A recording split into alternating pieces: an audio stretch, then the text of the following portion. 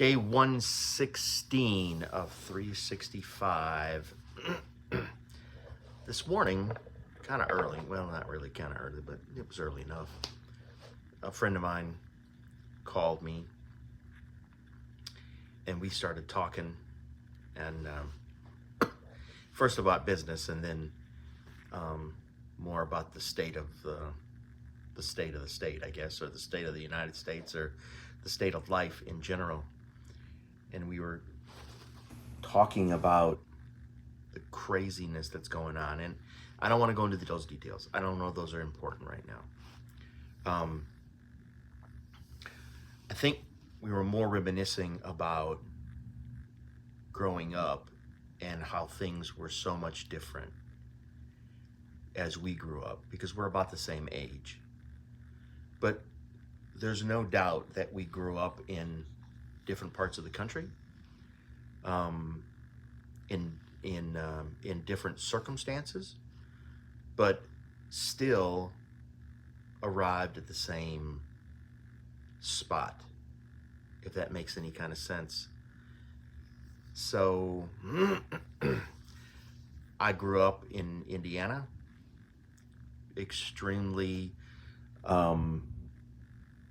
conservative, if you want to say, in the upper north. Raised by my mom and dad. Kind of had I wouldn't say a heavy hand or a strict hand, but you knew right from wrong. All my friends, same thing. We all kind of knew right from wrong. My friend, same thing. Raised by his mom and dad, but in the South. Knew right from wrong. I'm not trying to speak for him, but I don't think that he experienced people shooting each other as he was growing up. I don't think the craziness of all these different ideas that are going on in the society that we're going, I don't think we ever experienced all that. Now, granted, listen, we had our own, everybody has their own thing growing up. You have your own burdens to shoulder, but nothing like today. Nothing as crazy as today. And I asked him, I said, do you think it's parents?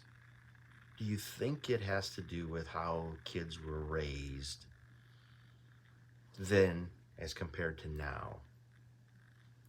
And he kind of sort of said yes, but kind of sort of said no, because he brought up some great points, and some of those points are the outside influences, the internet, cell phones. And I thought about this all day long, because we talked for a while, and it got my mind to thinking, like, wow. I'm like, just so we're clear, this guy's of color. I'm a white guy. But we came to the same spot. We are at the same spot. That's why I really, truly, wholeheartedly, and deep in my heart, think we have many, many more things in common than we do that separate us. Many, many more things in common than separate us. I think we're all of the human race. And I've talked about this before, and I thought I still think the shirt's hilarious, the minimally melanated.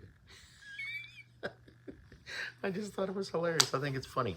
But anyway, but we can't, he was going down the path of, he believes it's these outside influences that are corrupting and influencing. And I thought about it more and more, and I have a tendency to agree. I think he's right. I think the internet and the information age, and while there's a huge amount of good that comes with it, there is a huge amount of crazy that comes with it. I mean, a huge amount of crazy. And then I kept thinking, growing up, there was like a group of us where I lived in my little town, that we lived all across the street, and there was a bunch of us guys that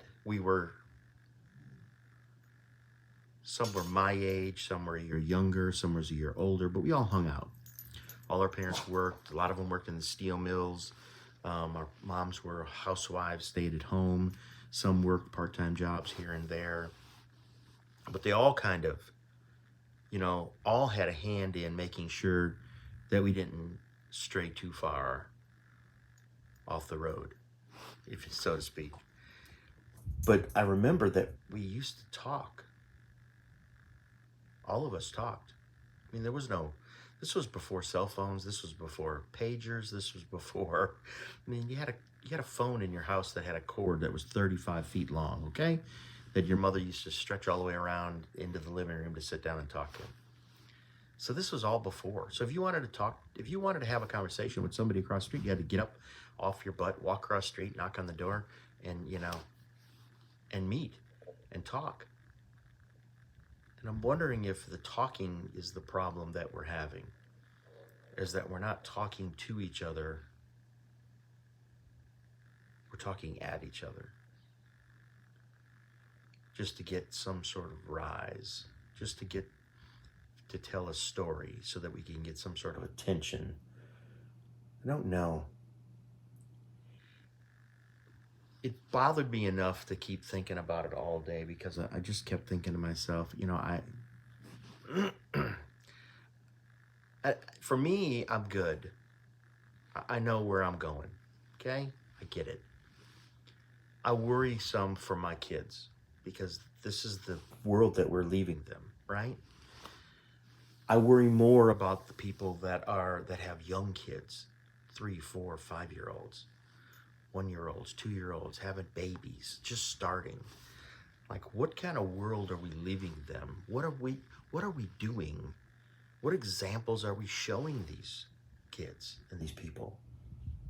And are we going to leave them better off? Are we going to leave them more dependent, or just more guarded because of the craziness that goes on? On one hand, I have hope, because I know deep down that all of us have more things in common than we have that are apart, that divide us.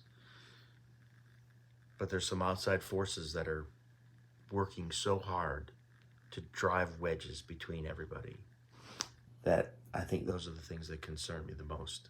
It's that outside driving force that bothers me the most, because I do want to roar.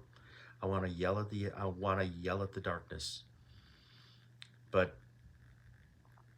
I said this before. Do you want to light a candle, or do you want to yell at the darkness? And maybe that's one of those moments that you want to. I so badly want to just yell at the darkness, because it's just so frustrating some days with the stories. There are times that I just stop watching the news. I just stop. I can't. I don't want to watch any of it. I'd just read a book, because it's a lot better. I don't know. Man, I hope you had a great day today. I really had a good day. Honestly, I had a great day. But there's things that come into your life that you keep wanting to talk about and keep wanting to think about, and makes your mind go, makes you think, you go, let me think about that. But Merry Christmas, everybody. Man, I hope you had a fantastic day. I hope tomorrow brings you much blessings. And I will see everybody again tomorrow. Bye-bye.